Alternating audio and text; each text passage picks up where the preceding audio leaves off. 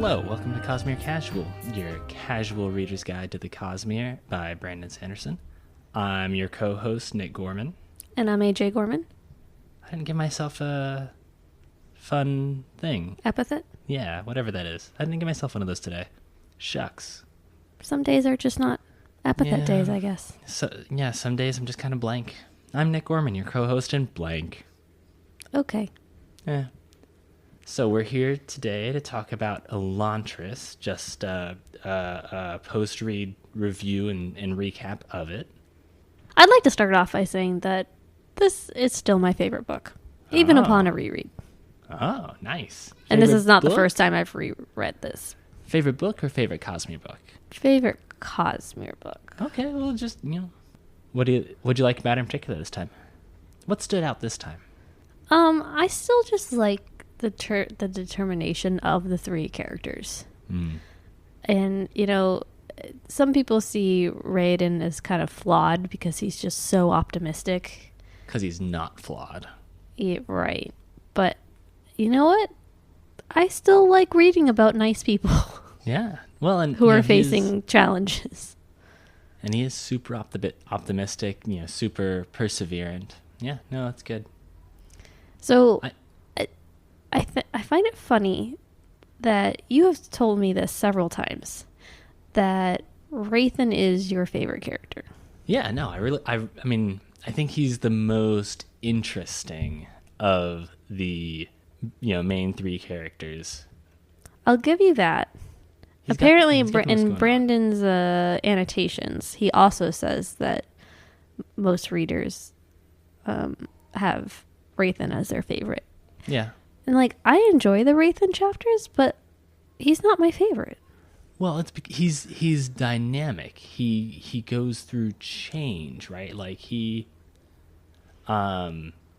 he shows up, he knows exactly what he's doing. He knows exactly what his mission is.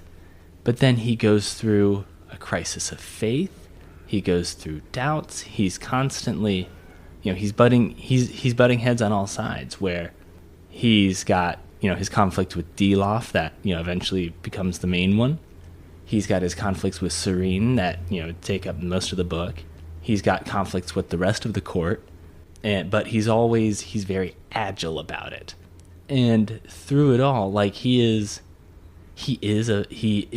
the antagonist, kind of, for most of the book. Perceived. Yeah. But he is noble, right? He is principled. He is principled. You may not agree with all of his principles, but he is principled. And you can't fault his logic, right? Especially because you understand what his constraints are, where he's like, hey, I have to save Aerilon. If they don't convert, they will all die in the conquest that's to come. Yeah. I don't know. I still apparently Serene is the least favorite. Some people really, really dislike Serene chapters, and I'm like, I really look forward to them. I didn't like them very much my first read through. I feel like my beef with Serene and her chapters is I didn't like her. What am I trying to think? She was fine as a character, but the persona that she tried to do in court was just, it seemed dumb, right? And I know she was trying to play dumb, right? But the people's reactions to her also seemed dumb, right? Well, she was really only putting it on for Iadon. Yes. But, it didn't make sense, right? Why would the king, let this idiot, hang out in the court, painting and stuff when he's trying to, run, do the business of running the country, right? Now, he was incompetent as well, so, maybe that's, maybe it's all consistent. I don't know. He kind of wrote about that, saying that he was kind of had a hot temper and grew frustrated when people didn't follow his directions, so he just got to the point where it was like, whatever, I'm just going to ignore you. Yeah. And I get it. I didn't like it. Her chapters definitely got better when she got, I don't know, once she dropped that facade, it was a lot better. It wasn't really that strong to begin with. I mean, I didn't feel like it played that huge of a part. Yeah. It's his first novel published. I know. Well, I mean, and, like I said, least good out of the three. It wasn't bad. Oh, Serene. Yeah. Yeah. Interestingly enough, Raven and Raiden don't really interact at all in the book. Yeah, I was thinking about that because when they get the wedding scene, when, Raiden still thinks of who is this Raiden? I was going to say, which wedding scene? Well, yeah. The one where Raiden is out of Elantris and marrying Serene, I think, just before the invasion. Did they finish the wedding vows? I think so. Okay. No. Details. They're married in the end. Yeah, they get married in the end, but anyway. But Raiden is like, who, he doesn't know who this imposter is or how Serene came up with him so quickly, and it's like, oh, so Raiden doesn't know that Raiden is Raiden. I don't think so. Yeah. And then it's after Elantris is restored, I believe Raiden is fighting Deloff, right? And then, Raiden's hands both get stabbed, and Deloff is getting ready to finish him off when Raiden sneaks up behind Deloff and chokes him out. And that's, I think, the only interactions between Right, that's the closest they get. And it's, there wasn't a whole lot of time for chit-chat. Which is, you don't really notice it when you're reading it. Like, I only really actualized that when I read it in the annotations, because Brandon mentions it. But normally, you have a little bit more interactions between your narrators, I think. Well, certainly, because Raiden is for most of the book, the primary antagonist, right? And Raiden is one of the two protagonists. They all end up being protagonists. That's true. So as I mentioned, this was Brandon's first published book. So there were a lot of edits to this book during the editing process. I want to mention it here, not because we're really going to go into all of the different edits, but Brandon does have kind of deleted scenes and stuff on his website, and a lot of them also, they're in the back of the 10th anniversary edition of Elantris. A lot of them have to do with, they're called like the Mad Prince deleted scenes. I've read a bunch of the annotations, and I did not read the deleted scenes because... I did. It was... I don't know.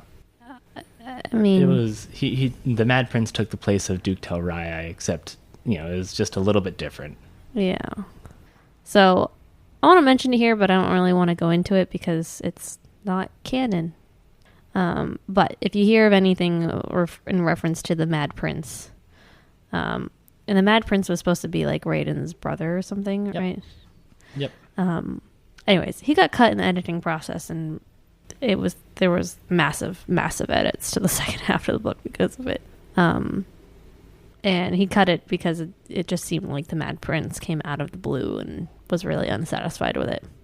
So that's that. One of the other things that got mentioned in the annotations is that if you don't have a 10th anniversary edition, Brandon did not give well enough directions to the original artist for Elantris maps, and Brandon doesn't feel like they're terribly accurate to the story, especially since the plot hinges on the landscape.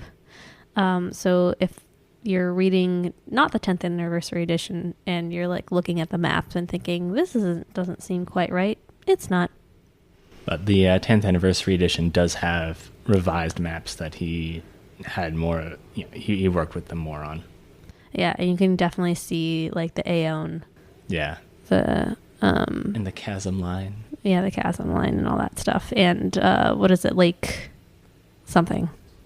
I was about to say, oh crap, This is casual. This is casual discussion. Yeah. So do we want to talk about, speaking of the second half of the book and the big events there, I kind of want to go through the big, climaxy things where... Yeah, we should give an overview because a lot happens. A lot happened. And, I honestly think the first time I read it with King Iadon and the ritual human sacrifice scene, that seemed like it came out of freaking nowhere, my first read through. Mm-hmm. Yep. Right? But, scattered, on a reread, it's like, oh, yeah, no. There were a couple hints. Yeah, early parts of the book, Serene is always hearing complaints about how hard it is to keep good cleaning staff around, or her room's still messy because no one's come to clean it. Yeah, and she's internalizing it as, oh, everybody hates me or something. Or Iadon's trying to make her feel unwelcome, and she's hearing, scraping in the walls, things like that. And then in Raoden's plotline, he keeps talking about the Jesker mysteries, in terms of like a folk pagan religion.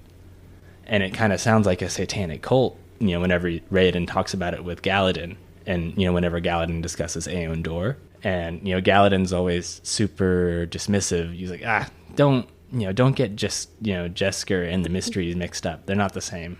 Yeah. But, so, it was foreshadowed, but we should probably kind of summarize what happened from that point on because... Well, I was just connecting the dots, right? So the scraping that Serene hears, on the same day of the week every time, that's King Iadon sneaking out and sneaking back in to sacrifice. Through the secret passages because he is a very...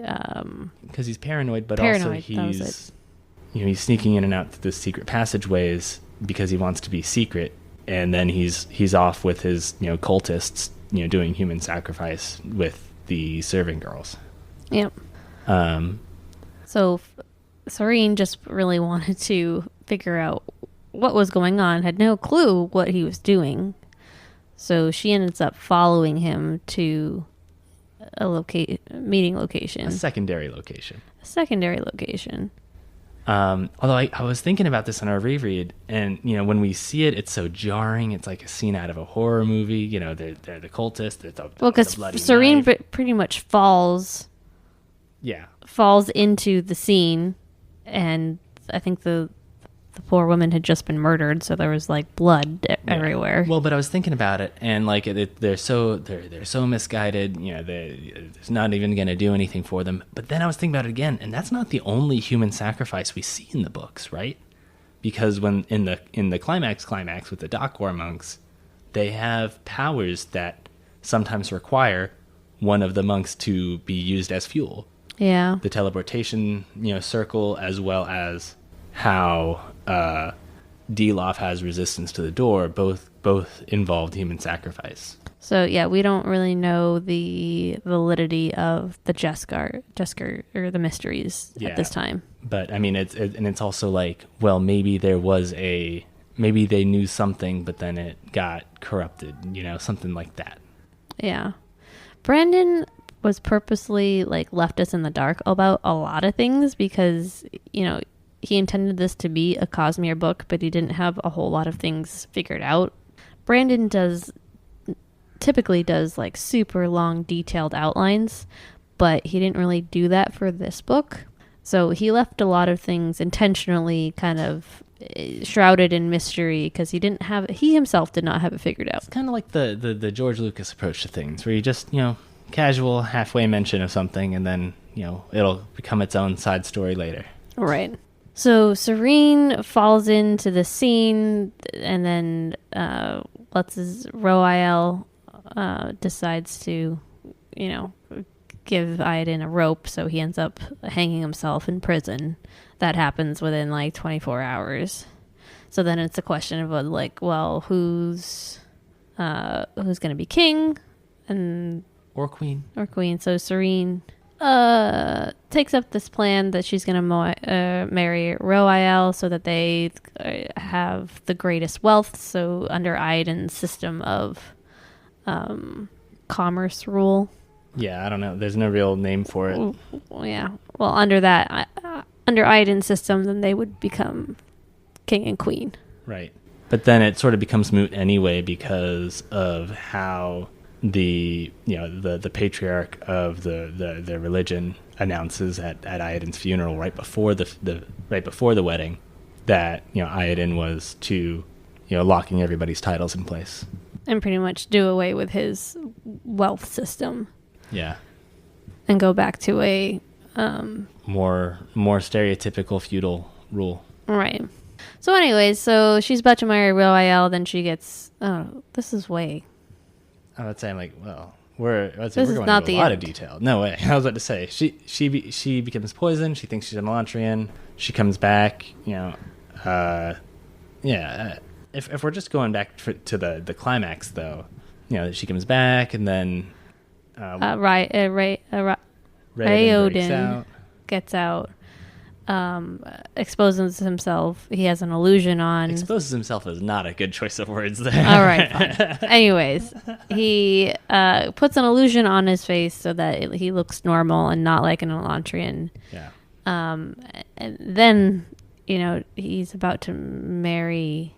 well, I think the climax really starts when Raoden, in disguise as Kalu, goes to Kayane and Serene's meeting about how to overthrow Duke Telrai, who is at this point King Telrai. And then at that meeting, Count Ahane, or Baron Ahane, betrays them and sells out everyone to Duke Telrai, or King Telrai, who summarily executes Duke Roweil, and then that sets off a whole chain of events where basically they're the one armed guard in town goes and attacks the king dies. There's total anarchy basically, and then they come looking for Raoden, and that's when Rathan realizes that the invasion has started early, and the Darethai merchants in town aren't there to sell anything. They're there undercover because they are Dakhor monks. And so the Dakhor monks, go around and start killing everybody. And rounding everybody in the melee, Serene gets captured. Yep. And then Raoden, she gets captured, and then she gets used as bait to get out Raoden, and then Dilaf beats the crap out of Raoden, and he can't heal by that point. So he becomes Hoid. Yes, he becomes a Hoid. And then they just leave him there, because then Galadin and Karita come for him and bring him up to the pool. So they bring him up to the pool. He kind of has a vision of sorts, and he realizes that Elantris is... With all the 4 cities that are surrounding it. Is in the shape of a giant Aeon, and it's related to the Aeon door. Rao. Oh, the spirit. Yeah. Aeon. And so he adds the missing chasm line to Elantris. Yeah, after he runs down the hill. And that fully restores the Elantrians. They all, rather than being decrepit, they become glorious, radiant beings. Yeah, whatever. They become Elantrians. So everything becomes better in Erelon, but then at this point, Serene and Dilaf have already been transported to... And Rathan have been transported to Teod, where King Eventeo is thinking that he is going to swear fealty, but instead Dilaf wants to massacre everybody there as well. And because if everybody in Teod and Erelon is killed, there will be no more Elantrians. There will be no more Elantrians. Because it's only people who live there. So Teod was established by people who had lived or descendants of people in Erelon. That's why. Today I learned. Yes, and that's why if you are Teod, you could be taken by the Sheod. So, anyway, because there's some kind of genetic component there. Yeah. Tied to the land. So, Dilaf tries to go around and start killing everybody. Raoden transports his way in, tries to get Serene, cannot transport his way out because, and there's one line about this, It's like, oh no, the Aeons get weaker the further you are from Elantris, so it's a one-way trip to Teod, and so then he's sort of scrambling, fighting for his life when Galadin and a whole bunch of Elantrians come and save him. And they're basically sort of cleaning up the Dakor monks when Dilaf... What does the Dilaf do again? That he basically is sneaking around, and then Serene tries to fight him. That doesn't go well. Raoden tries to save her, but then he gets stabbed in the hands, so he's basically defenseless. And then Rathan comes up, and with his single arm that's been through the Dakor transformation... so hardening his bone. Yeah, goes and kills Dilaf. But we also... With the chokehold. Yes. But we also skipped where Rathan has a change of heart, right as they arrive at Teod, because he doesn't want to see a wholesale massacre. And so he stops supporting the Jarethai, basically, and goes rogue and helps Serene escape from the Dakor monks. Yep. So that's the climax. There's a few other things in there as well, where we find out that Uncle Kaion is the same person as the fabled Drio Crushthroat, the pirate who almost toppled the Teoish kingdom. Yeah, on that, there's something I want to read from Brandon's annotations. So this is direct. So in case you couldn't infer it from the text, Kaion is Evan Teod's older brother. He should have inherited the throne, but he wasted his youth on pleasure voyages and exploration, visiting foreign ports, while his little brother stayed behind and helped rule the kingdom. Their father was ailing, and often Evan Teod would have to hold court for him and attend the other tasks of the king. Some minor crisis arrived at the same time as their father died, and Evan Teod, thinking his brother unworthy of the throne, eased into the role of king and was crowned before Kaion was the wiser. Evan Teod dealt with the problems of state and generally was a good king. When Kaion got back from his latest trip, however, he was furious to find that his crown had been stolen from him. He demanded it back. Evan Teod refused and had Kaion banished. Kaion was popular with the military men, however, because of the heroic figure he cut. He was the adventuring sailor, while Evan Teod was a scholarly bureaucrat. Over the next few years, Kaion managed to gather a naval force from pirates, deserters from Evan Teod's armies, and mercenary forces. It was during this time he nearly died to the accident that crushed his throat. He took the name Draoch after Aeon Rio and sailed against Teod, trying to take the throne by force. Evan Teod won barely, and Kaion escaped with his life barely. He went to Arelon to recoup and plan his next invasion. However, he fell in love with Diora and slowly began to lose his hard edge. A decade or so later, we have Kaion the chef and homemaker. So that's the backstory that wasn't really in Elantris. It wasn't in the book. But it's in the annotations. I know. Well, but it's like it's interesting. It felt like it came out of nowhere to me, and it's like it seemed weird to me that Serene would not know that her uncle is older than her dad, right? Why? Well, she's a sheltered child. Well, but she seems pretty close with her dad, and her uncle Kaion up until a point. And I mean, I don't know. It just seemed out of nowhere to me. Like I understand that there were the mentions of Drio Crushthroat, and Kaion was very sure that it wasn't actually Drio who was crushing Iodin's fleet throughout the book. But I don't know. I suppose maybe it is weird that she didn't know. Yeah. I don't know. But I think it might be something that he might write about in a future book. Yeah, hopefully. Because, I mean, like you said, that is an interesting... Like, there's a whole plot there, There's room for that in a future book. Yeah. The other Do you think what Evan Teod did was right or justified? Yeah. I mean, we don't... Like, it's so... It's so different from how we do things. We're Americans, right? We vote, we elect our presidents, right? We don't have a monarch that's descended from king to oldest son, right? Right. So, like, from that perspective, no. I mean, I don't think Kaion really had a valid claim anyway, because he was clearly incompetent and uninterested in ruling, right? Right. But, the way Evan Tio was sneaky about it isn't particularly great either. So it's like, I don't know. That's what you get when you have a inheritance-based monarchy. Yeah, siblings fighting siblings. Yeah, you have succession crises. It's just a natural output of how it is. Yeah. Do you think, there's any hesitation for him to be king now because of the burden that would place on his children? Wait, who? Cayenne or Evan Cayenne. Tio? Like you said, it seems like he's lost his edge. He doesn't even have servants in his house. Yes, but I think that has more to do with his son, Adain?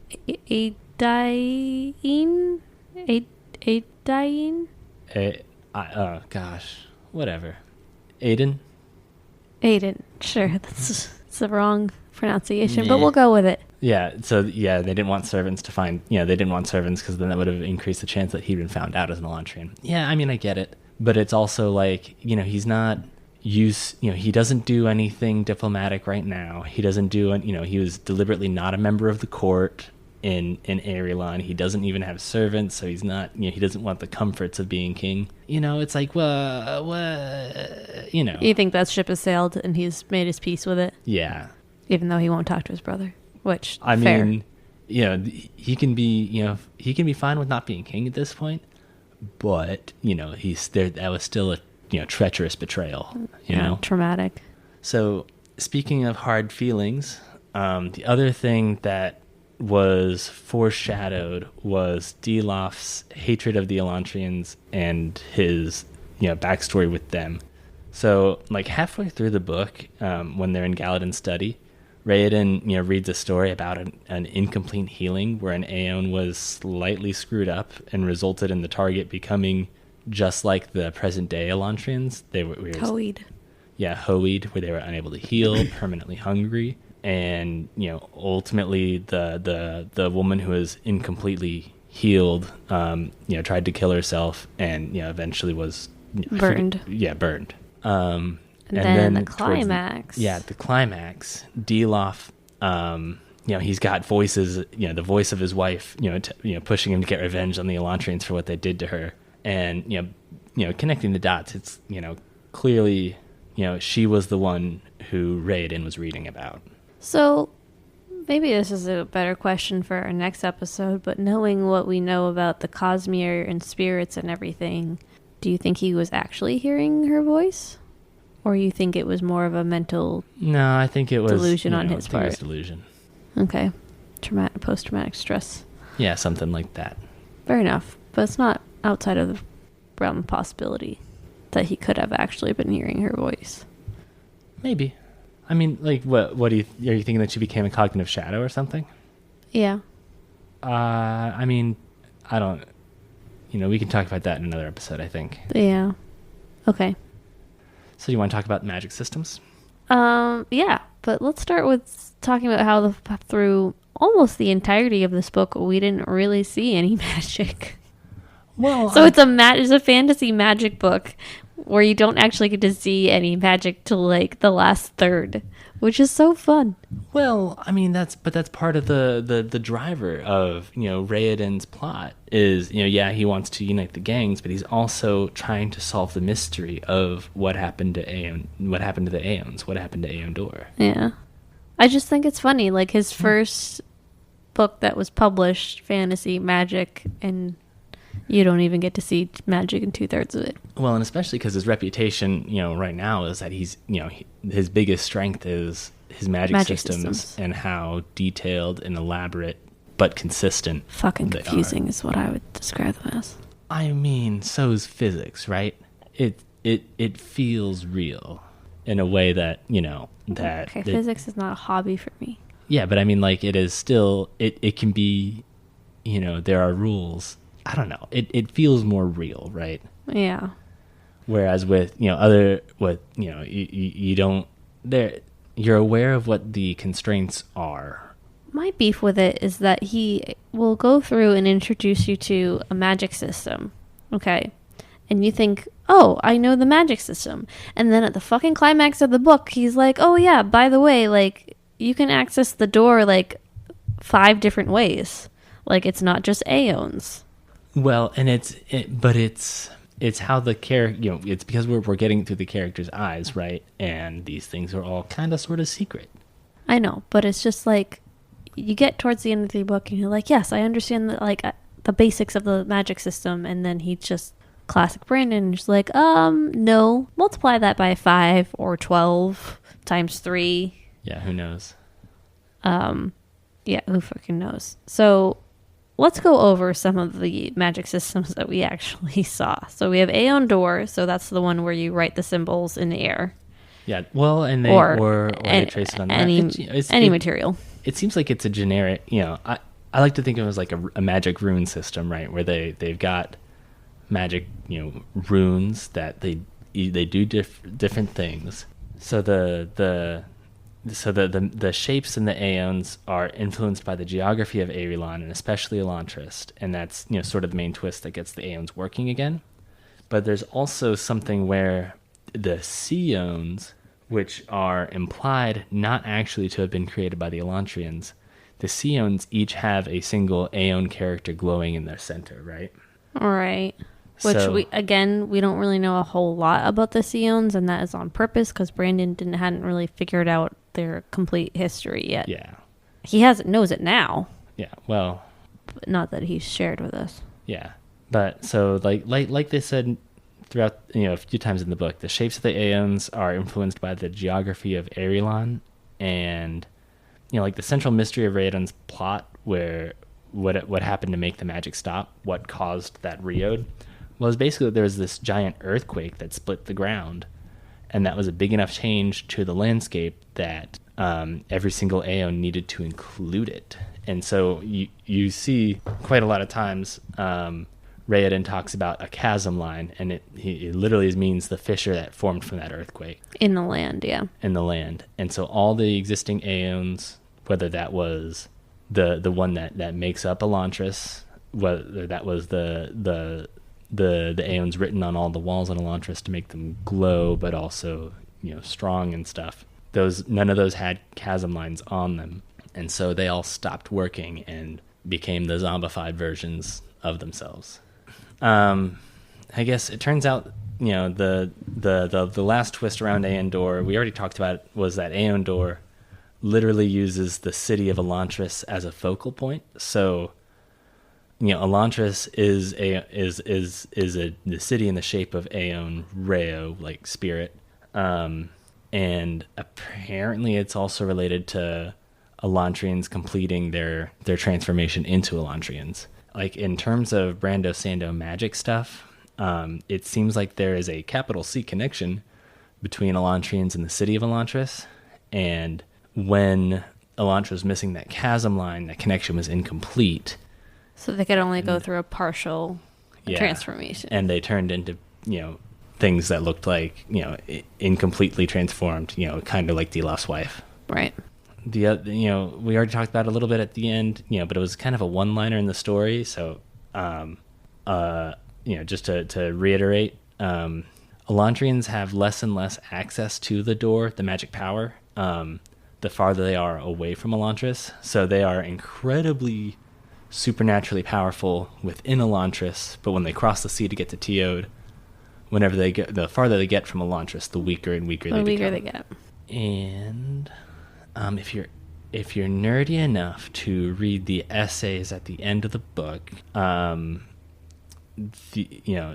Aeon Door is explained in greater detail in universe terms in the On Aeon Door essay in the 10th anniversary edition. And so the main highlights there are, the Aeons need four things in particular, right? They need to be precise. The Aeons have to be exactly drawn right. There needs to be intent, so they can't be drawn by accident. There's a connection involved, so you need to be capital C connected to Aerilon. And then there's some element of initiation where the Sheo needs to take them, but there's more room for interpretation about that in the essay. So yeah, And more details on that, going back to the Teo-ish people. Teo-ish people can be taken, but only if they're in Erelon at the time. Genetically, then the Teodes and the Arelenes must be linked, and evidence seems to indicate that Arelenes lived in the land first, and the Teodes crossed the sea to colonize their peninsula. And that's from Brandon's annotations. Is there anything else about Aendor worth mentioning? Yeah, there's the fact that Raiden was practicing Aeon so much before he found the chasm line. That kind of opened himself to the door slightly, which is why he felt like he was being attacked. Why the door was trying to push through him. Yeah, and why he got the pain. It was because he was practicing Aeon, so the door felt like he was going to, more of a good conduit to try to get through than anybody else. Does the door have thoughts? Like, does it have, I guess... This is getting into more because we want the next episode. Oh, I was about to say, because I want to talk about the pool also, because there's that... The pool fucking upsets me so much. All right. Well, so what happens in the book with the pool is there's an unnamed Hoid who's suffering and, but predates the fall of Elantris. And so he wants to go into the pool. And Raid and the gang help him to do that. And he doesn't just die. His whole body disappears. Similarly, when Saolin falls in battle, they bring Saolin to the pool and he completely disappears. But then after Raiden is struck, beaten up by Dilaf, he is brought to the pool, and that's where he makes the final aha moment that Elantris is a giant Aeon Reo. He does not dissolve. Right. And instead, Raiden hears a voice calling him, from the pool. It's soothing him, and it tells him that it can take the pain away. But it seems like it wants consent, and Raiden doesn't. Side note, I'm going to go off on a little bit of a tangent, and then we're going to bring it back. In the book, Raiden's, descent into being a Hoid is, something that takes place over time, right? Where his thoughts about the Aeons and the shape of Elantris and all that, it's gradual, where it's presented like something he's been thinking about and is getting nearer, to making that discovery the whole time that Karita and Galadin are dragging him to the pool. But my personal headcanon belief is that time is non-linear in that space, and so when he's being brought towards that magic pool, all the thoughts that we see when Raiden is a Hoid actually just take place in that instant, and it's only that instant when he touches the pool that he starts to have those thoughts. Way too fucking deep for me. I don't know, man. It's just because otherwise, anyway, it just makes more sense to me that way. It doesn't. There's nothing in the text that supports that. It's just what I want to be true. I mean, to that point, one of the things about rereading this, it is so fucking obvious on the rereads that they're missing the chasm line. Oh, I don't know. Yeah. It feels like they know exactly, like they're doing everything but saying it out loud. Like, oh, we need to add a chasm line on the rereads. Oh, really? The Aeons perfectly match the land. Yeah, they're a map of Erelon, huh? Right. So that's the only annoying thing about rereading this book, is that it feels so freaking obvious. And Brandon actually agrees. So in his annotations, he's like, yeah, I feel like the whole chasm thing I was a little too heavy-handed on the foreshadowing for that. No, man, I didn't. I was right with the characters. I was like, oh, okay, yeah. I'm glad it worked for you. It worked. Maybe I'm just goofy. I don't know. Anyway, back to the pool. The liquid in the pool looks like water, but it isn't. It's thicker and it's magical. So when Raiden is brought into the pool, he doesn't die or become incorporeal, and instead he actually returns to lucidity. He stops being a Hoid. He's still in pain, but he's pushed through the pain. He's able to push through. And that's when he saves the city, restores Elantris, yada, yada, yada, hero, whatever. The only other thing about the pool we see in this, and it is unique to the 10th anniversary edition, after the postscript, after the note from Brandon Sanderson about it being a 10th anniversary, there's an extra scene where Hoyd is, unwraps bandages off himself and is surprised that he doesn't look like an Elantrian. And then he, talks back and forth with what we believe is a skaze. Okay, and if you have no fucking clue what a skaze is, yeah, I'm right there with you, and so are most people, because they literally reference skaze once in the climax of the book, and even on this reread, I still fucking missed it. Well, and he does not explain what skazes are. Well, they're dark Seons. Yeah, but you don't get that from the text. Anyway, so after talking a little bit about and learning more about the personalities of skaze, Hoyd jumps back into the pool and vanishes, much like Saolin in the first Hoid. And the reason why this upsets me so friggin' much is because this pool, after you read other Cosmere stuff, is just so vitally important. But then you read the annotations. And Brandon's like, yeah, I just threw this pool in. Like, I don't know what I'm going to do with it in the future. I don't know what this is. And you're just like after having read a bunch of other Cosmere stuff and seen pools and other books, it's so fucking upsetting reading that annotation. Like, yeah, I don't know what this is yet. And you're like, but this is so important. Like, any minute details that you're trying to fish for, to gain, evidence for your theories or anything, just makes this Elantrian text somewhat useless because he didn't have the concept fully formed when he wrote it. Yeah, but I mean, it's still a canon, right? So whatever happens in the future, with these sorts of things, it's got to be consistent. But I mean, I guess the high level about the magical pool is that people can disappear into it, and apparently, Hoyd didn't seem like he was committing suicide, so even though he totally disappeared, there's a voice in the pool. And that the whatever the intents or the wants of the person entering the pool matters. Yeah, I mean, that has more implications for Cosmere, but if you're not caring about the greater Cosmere, I wouldn't. Yeah. I don't know if it's that big of an impact. Yeah. One of the annotation things that I read from Brandon is that the Aeons are older than the Aeonic language. And I think that... Meaning Aeons pre-existed? Predated, yes, thank you. Predated people living in Erilon. Well, I think that's also... that's not just an annotation, that's also in the essay in the 10th anniversary edition. But the thing... Yes, but the thing that kind of turned your brain about this is that there may be more Aeons than what we know about. Like, they may not have found all of the Aeons. Yeah. I'm sure there's more to come on that. But I mean, with the Seons all having Aeons at their center, I don't know, man. Yeah, where did all the Seons go? It's a mystery. Brandon, too many questions. So there are other magic systems as well. The martial arts that Shuden does near the end, we don't know much about it except that he started to glow, which is one of those signals that he's using investiture, and in this book means he's connected to the door. And when he was glowing, he was able to break the unbreakable bones of the Dakar monk just by punching him real good.